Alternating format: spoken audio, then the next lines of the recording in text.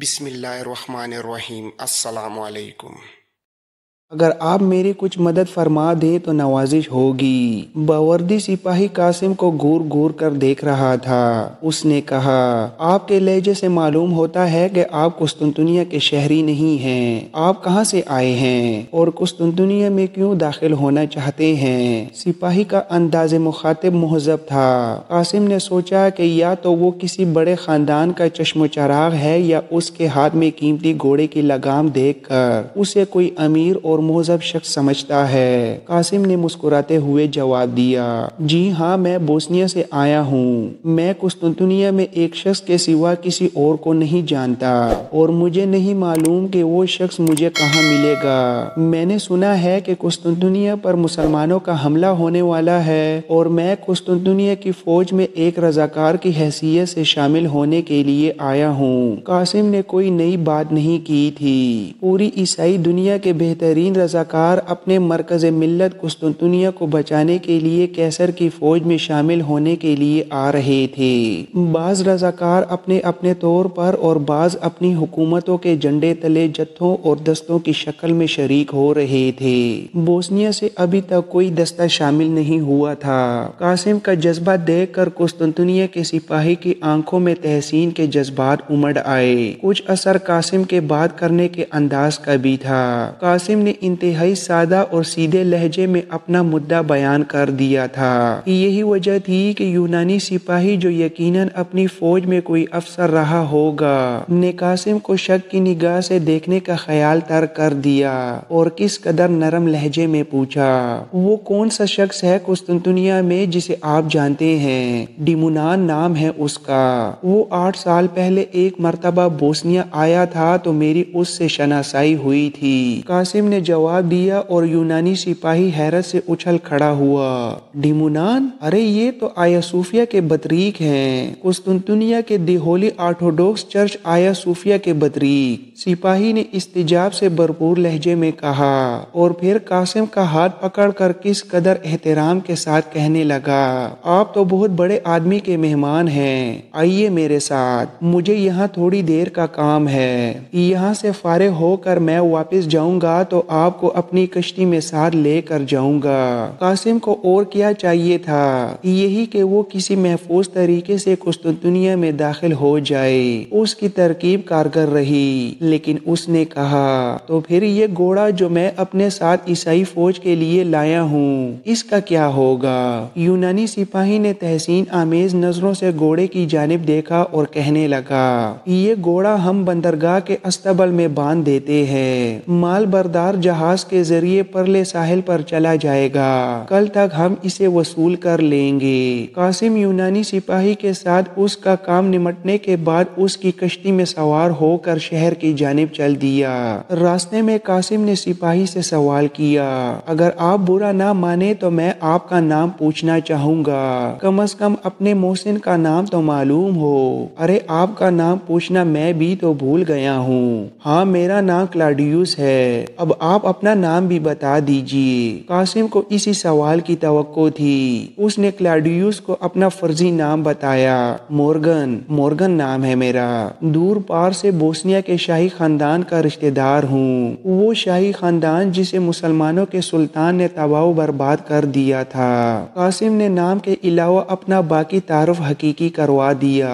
وہ بوسنیا کی شہزادی حمیرہ کا شوہر تھا اور اس لحاظ سے وہ شاہی خاندان کا دور پار کا رشتہ دار تو تھا ہی۔ قاسم کا تعارف سن کر سپاہی مرعوب ہو گیا اور اس نے بات آگے بڑھانے کے لیے رسمی طور پر کہا، ہمارے ساتھ ایک بہت پرانا سپاہی ہے جو بوسنیا کا رہنے والا ہے، وہ پہلے ہنگری کی فوج میں تھا، پھر اس نے مذہب تبدیل کر لیا اور رومی کلیسا کو چھوڑ کر ہمارے کلیسا کے ساتھ شامل ہو گیا۔ ہنگری کی فوج میں وہ مشہور سالار ہونیانڈے کے پرچم تلے بھی رہ چکا ہے۔ میں آپ کو یہ اس لیے بتا رہا ہوں کہ آپ بھی بوسنیا کے رہنے والے ہیں اور ہمارا ساتھی رومیل بھی بوسنیا کا رہنے والا ہے۔ آپ کا اپنے ایک ہم وطن سپاہی کو دیکھ کر دل بہل جائے گا۔ قاسم کو رومیل نامی کسی بوسنیائی سپاہی کے ساتھ کوئی دلچسپی نہیں تھی۔ وہ تو کسی اور عہد سے قسطنطنیہ جا رہا تھا، لیکن اس نے کلاڈیوس کی بات کا برہم رکھنے کے لیے کہا، ہاں یہ تو بہت اچھا ہوا، اپنے ایک ہم وطن کو دیکھ کر مجھے بہت خوشی ہوگی، لیکن وہ ہے کہاں؟ اسے ہم کہاں ملیں گے؟ قاسم نے اس ڈر سے کہ اسے کلاڈیوس سچ مچ رومیل سے نہ ملوا دے، رومیل کی بابت پوچھا اور کلاڈیوس کا جواب سن کر اس کا دل دہک سے رہ گیا،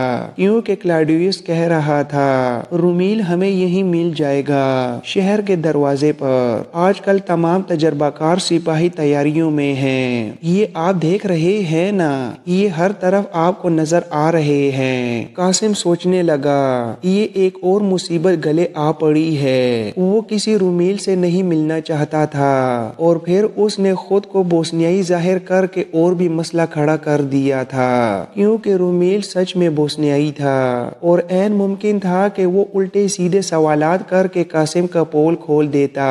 یہی پریشانی لیے قاسم شہر کے سامنے جا اترا۔ یہ بندرگاہ کا سب سے بڑا حصہ تھا۔ کلاڈیوس کی کشتی کنارے لگی اور اس نے قاسم کو اپنے ساتھ آنے کا اشارہ کیا۔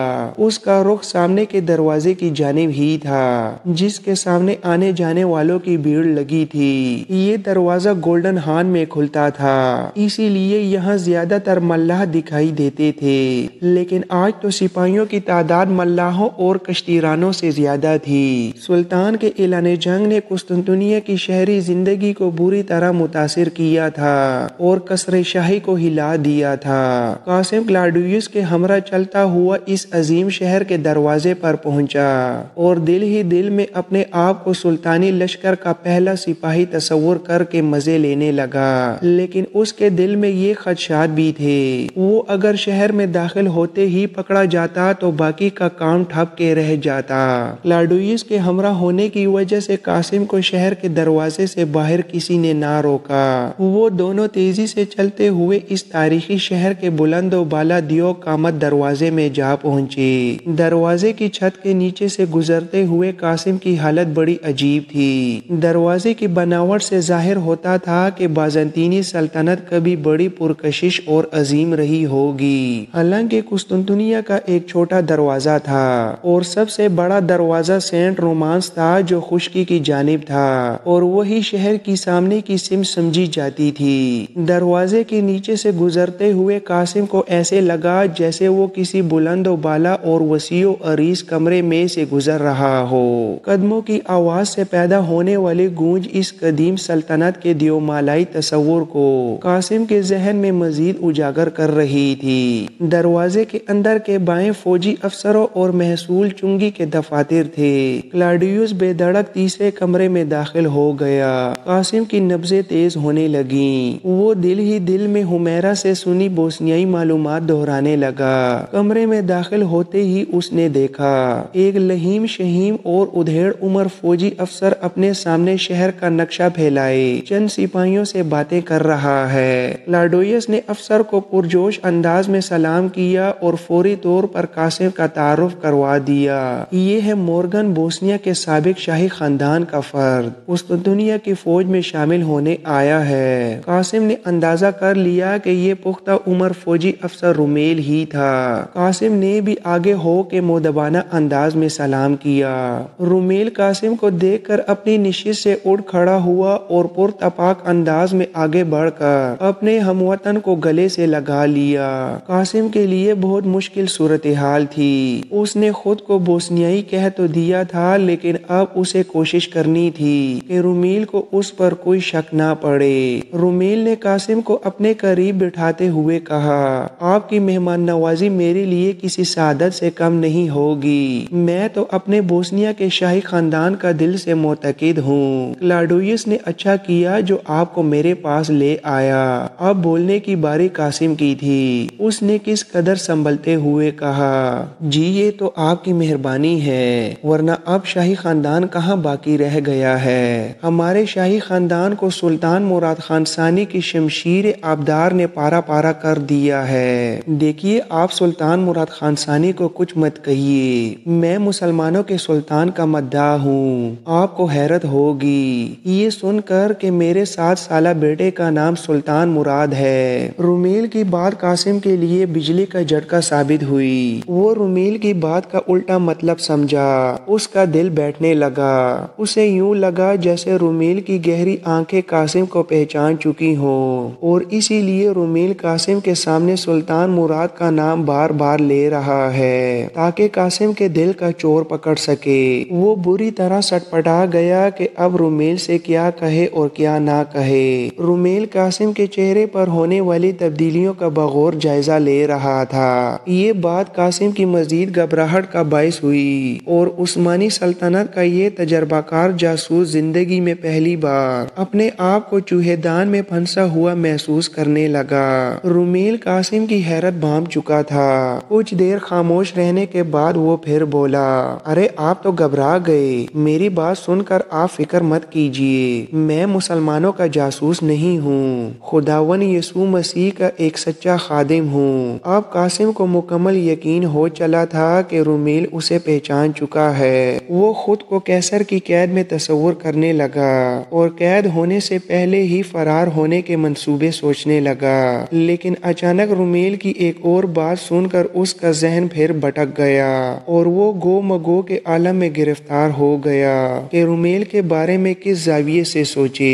रुमील ने कहा था, आप मुझे गलत मत समझिए, मैंने अपने बेटे का नाम सुल्तान मुराद किसी और वजह से रखा है। आपकी तरह दूसरे लोग भी मेरी इस हरकत को पसंद नहीं करते, इसीलिए मैं अब अपने बेटे को सुल्तान कहकर पुकारता हूँ। ज्यादातर लोगों को मैं वजह नहीं बताता, लेकिन आपको बताऊंगा क्योंकि आप तो मेरे हमवतन भाई हैं। अभी कुछ देर बाद मैं आपको अपने घर ले जाऊंगा, वहाँ आप मेरी बीवी और बच्चे से मिलकर बहुत खुश होंगे। कासिम ने डरते डरते सवाल किया, क्या आपकी बीवी भी बोस्नियाई है? जी हाँ, हमें अपने बोस्नियाई होने पर फख्र है। अब कासिम का डर कम हो रहा था। उसे रुमील की शख्सियत कुछ अजीब ही लगी थी। कुछ देर बाद क्लाउडियस ने रुमील से इजाजत ली और कासिम से मिलकर चला गया।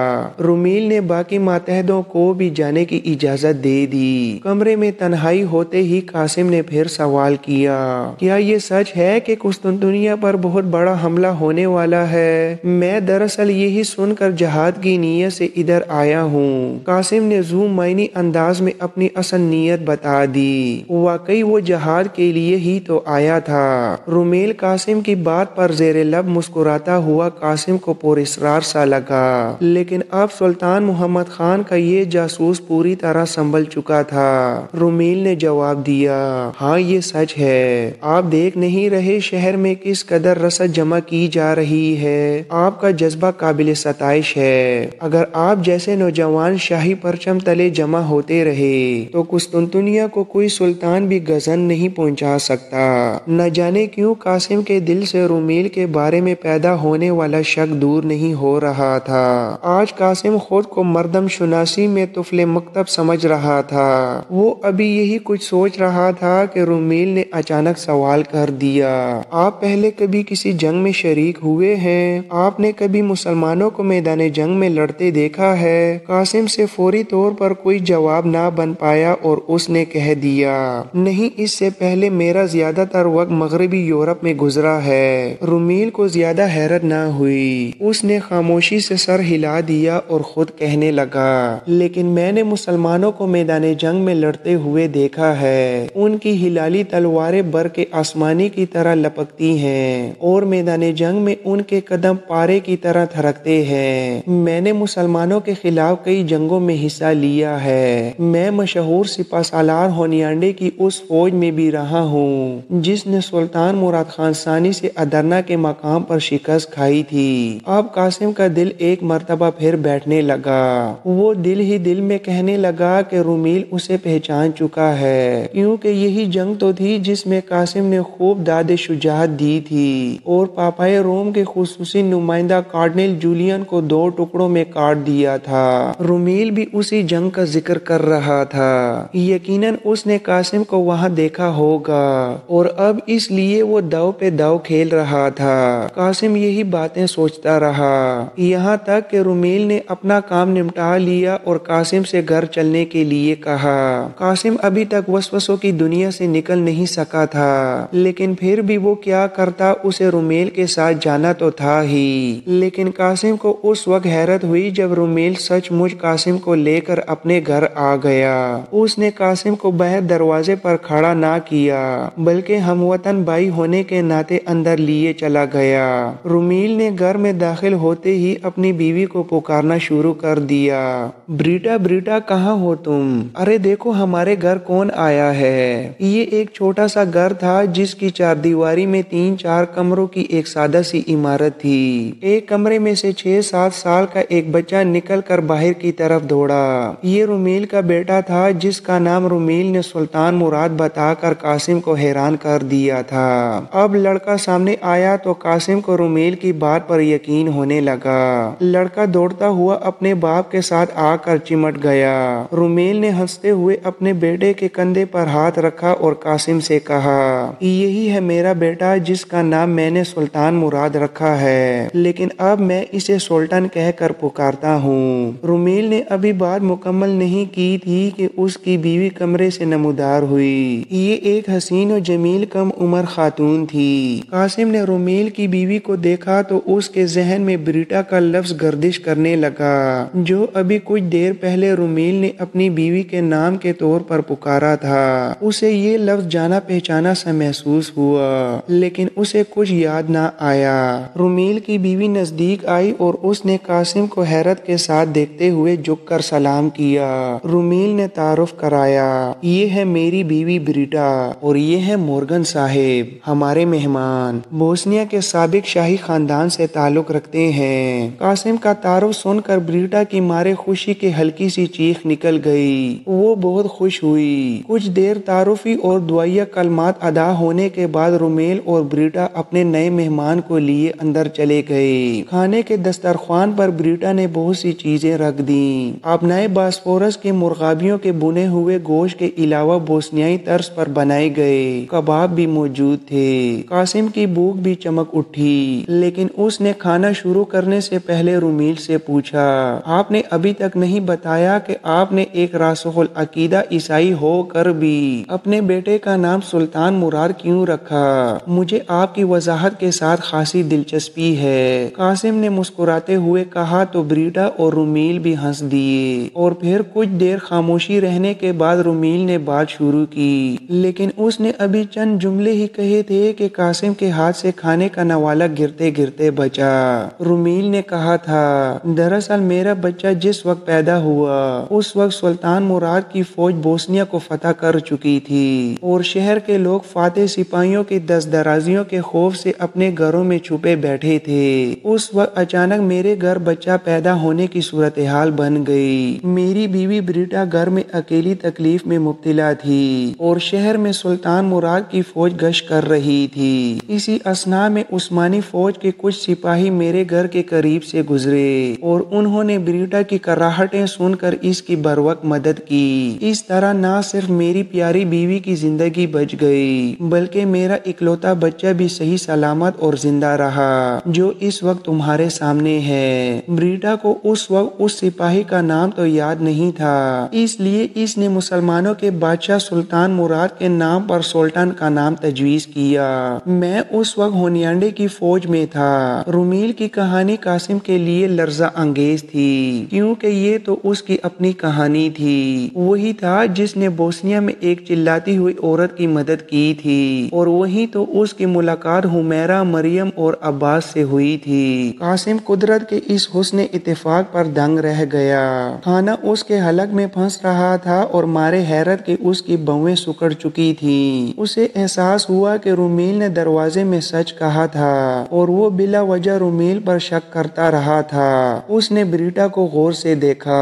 یہی وہ عورت تھی جس کی قاسم نے بروقت مدد کی تھی۔ اس دن تو قاسم اسے دیکھ بھی نہیں سکا تھا کیونکہ یہ تو بیمار تھی۔ اور پھر قاسم نے سلطان کی جانب دیکھا۔ وہ قدرت کے اس عجیب کرشمے پر بار بار حیران ہو رہا تھا۔ قدرت نے اسے اس موڑ پر بریٹا اور اس کے بچے سے ملوا دیا تھا۔ قاسم کی حیرت حیرت دیکھ کر رومیل پریشان ہونے لگا اور بولا، مورگن گھبراؤ مت، ہم نے صرف اپنے بچے کا نام رکھا ہے تاکہ ایک محسن کا احسان چکایا جا سکے، ہم مسلمان تو نہیں ہوئے، تم کیوں پریشان ہوتے ہو؟ رومیل نے پہلی بار قاسم کو تم کہہ کر پکارا تھا۔ قاسم کو یوں لگا جیسے اس کا بڑا بھائی طاہر بولا ہو، کیونکہ رومیل کے لہجے میں تلقین کی جھلک تھی۔ قاسم نے رومیل کو غلط فہمی میں مبتلا ہوتے دیکھا تو فوراً کہا، نہیں نہیں، ایسی کوئی بات نہیں، مجھے تو خوشی ہوئی یہ سب سن کر، آپ نے تو اپنے بچے کا نام سلطان مراد رکھ کر بہت اچھا کیا، میں تو صرف حیران تھا عثمانی سپاہیوں کے کردار پر کہ وہ مسلمان ہو کر بھی اور فاتح ہو کر بھی اس قدر اعلیٰ اخلاق کے مالک تھے۔